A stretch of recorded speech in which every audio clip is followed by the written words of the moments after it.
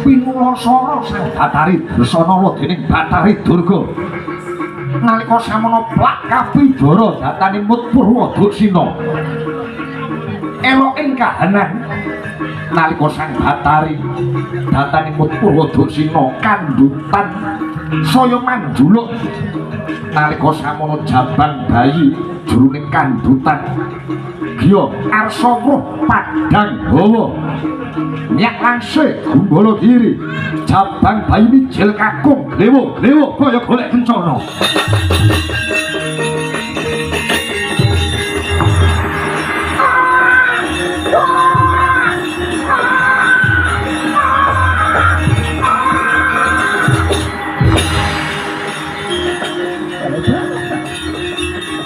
bayine lair Dewa Srani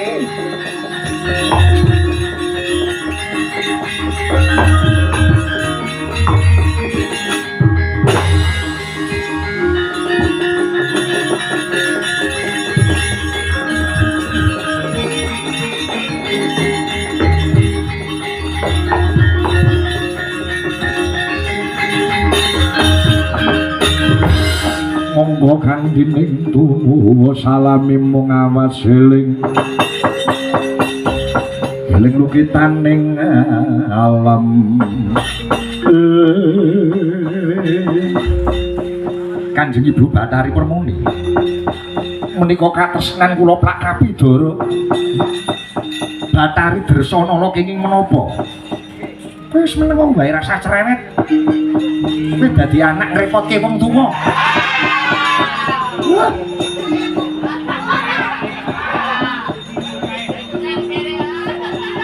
rabi ngrepotke wong tuwa bojo meteng ngrepotke wong tuwa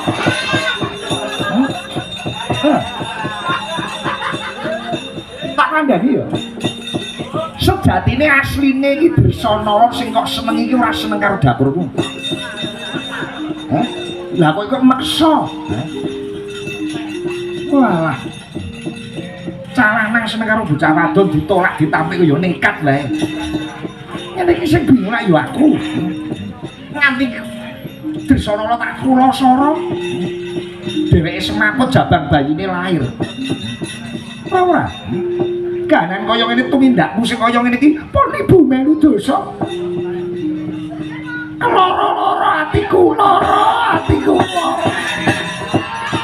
ati niku mapan wonten ninggil mboten ning ngandhap ya mergo ngrasake kuwi atiku melorot ning kene do nyelunuk ning kene apa aku gelo duwe anak kowe ana lakon kaya ngene iki wah ora male-male kowe mesti bakal ngisruh wong tuamu anggere melu mesti ngisruh ampun kuwatir Kanjeng Ibu tanggal 9 kula mlebu sekolah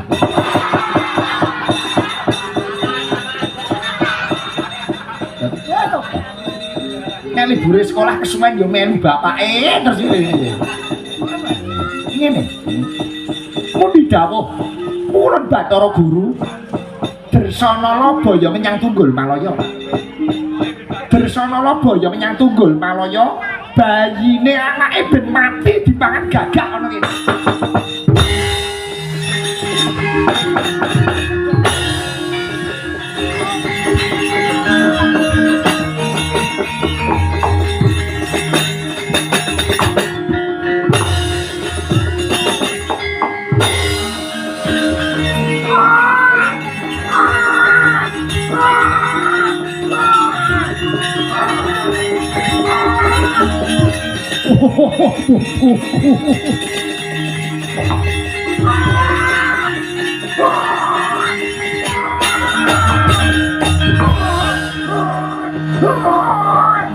meneng ge kowe putuku, kowe anak Dresana, kowe anak Janaka.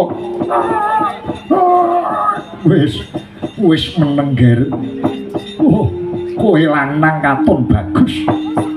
Kabeh mau ki sing luput mbahmu. Aku sing kleru nganti kowe ditinggal wong tuamu kekarune. Putuku bocah bagus. Mbahmu Bathara Brama njaluk ngapura yo nggih. Iya. Aku sing kleru, aku sing luput. Mbahmu ki dewane geni. Ngono. Aku kuwi dewane geni. Dikaya ngapa lan kepiye wae. Kowe kudu manut karo mbahmu, kowe bakal tak golekke kamukten. Jeneng sira putuku bocah bagus. Bakal tak jadi ing kawah Candrademuka.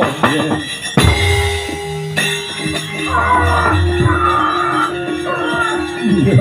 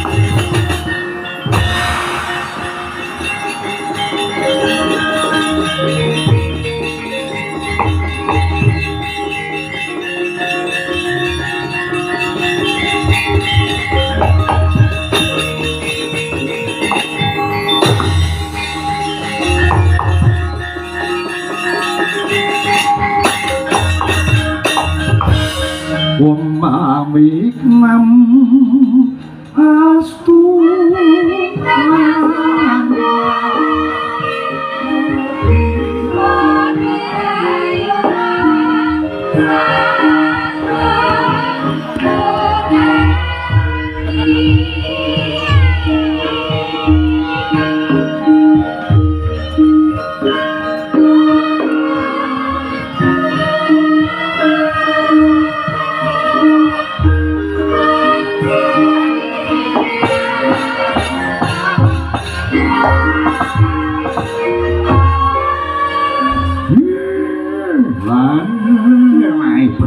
ugek-ugek gemel-gemel sadulit tok. wiji mulya wiji sejati wis tak papak ana pinggiring kawah Candra Dimuka kene. Mengko dhisik sajroning aku metu saka kawah iki sapa sing ana ngarepanku iki? Ger, aku kuwi mbahmu, kakekmu, jenengku Semar. Kakek Semar. Iya. Aku bingung, Kak. Aku kuwi sapa? Lah kok ngerti-ngerti metu saka jero kawah kene? Iya. Areh ning sampeyan niku mijil saka wisa-wisane geni. Mula jagat nyekseni aran sampeyan Raden Wisageni ya Raden Wisanggeni.